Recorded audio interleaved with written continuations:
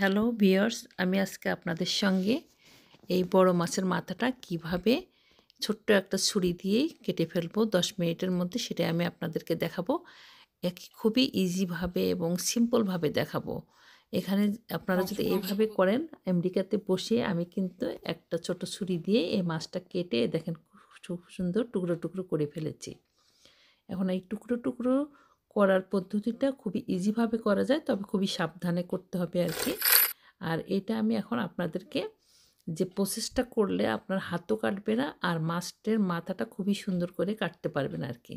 বেশিরভাগ সময় দোকান থেকে করে দেয়, অনেক সময় মাছ যদি পুরাটাই বাসায় নিয়ে এসে কাটা হয় তাহলে কিন্তু একটু অসুবিধা হয়। এই যে বড় মাছের মাথাটা দেখছেন, আমি অলরেডি আগে একটা কেটে নিয়েছি, পরে এইটা ভাবলাম যে আপনাদের সঙ্গে শেয়ার করি। মাছের মাথার অবশ্যই কিন্তু আঁশটা আগে ছড়াই নিতে হবে। তারপরে ওই চপিং বোর্ডের নিচে একটা পুরাতন কাপড় দিতে হবে, ভিজা কাপড় বিশেষ করে, যাতে চপিং বোর্ডটা না নড়ে যায়। কারণ মাছের মাথাটা পিছলা যেতে পারে, তখন কিন্তু হাত-টাত কেটে যেতে পারে আর কি। তাই সাবধানে আপনাদের করতে হবে। এখন মাছের মাথার এখানে বাংলাদেশে আমাদের সাধারণত বলে হদে, হদে মানে যে জায়গাটুকু ছুরি বসাইলে অটোমেটিক্যালি একটুখানি কাটা যায় আর কি। একটুখানি কেটে দিলে বাকিটা কিন্তু একটু হাত দিয়ে টান দিলেই জিনিসটা খুলে আসে। তো খুবই সাবধানে এই কাজটা করতে হবে। কোনোভাবে যেন হাতটা কেটে না যায়। আর ছুরিটা সাবধানে যারা করে অভ্যস্ত তারা তো পারেনি, না হলেও আপনাদের কিন্তু করতে হবে। ওই যে চপিং বোর্ড কোনোভাবেই যেন সরে না যায়। তো এখন আপনাদের এইভাবে এই ভিতরটাতে একটু ছুরিটা দিয়ে ঢুকাই দিলেন। দিয়ে তারপরে একটু টান দিতে হবে। কারণ পুরাটাই যদি কাটতে যান তাহলে কিন্তু হাত কাটার সম্ভাবনা খুবই থাকে।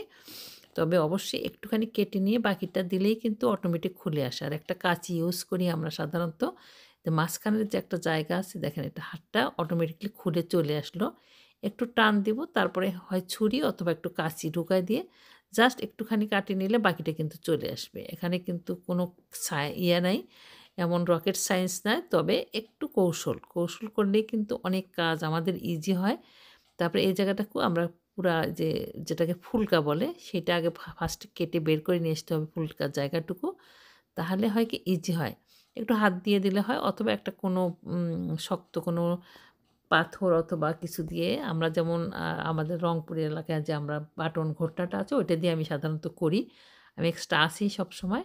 এখন দেখেন মাথার সাইডটা বিশেষ করে যে জায়গাটা মুখটা থাকে আরকি, ওই জায়গাটুকু আমি একটু পাথর দিয়ে বাড়ি মারলাম ছুরিটাতে।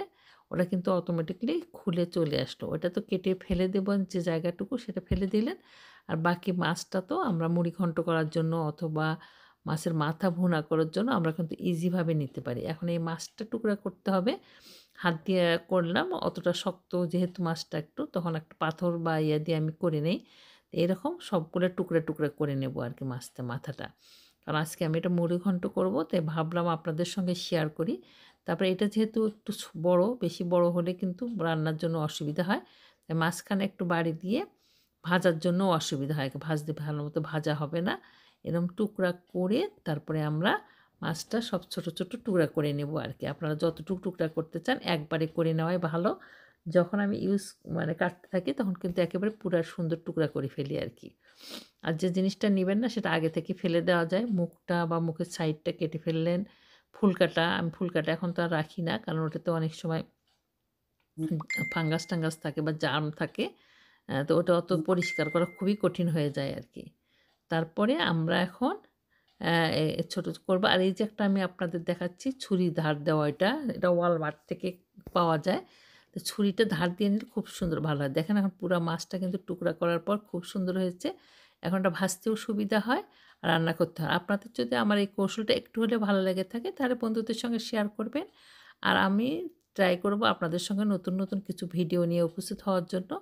ভালো থাকবেন। দেখা হবে অন্য কোনো রেসিপি অথবা কোনো টিপস নিয়ে। আল্লাহ হাফেজ।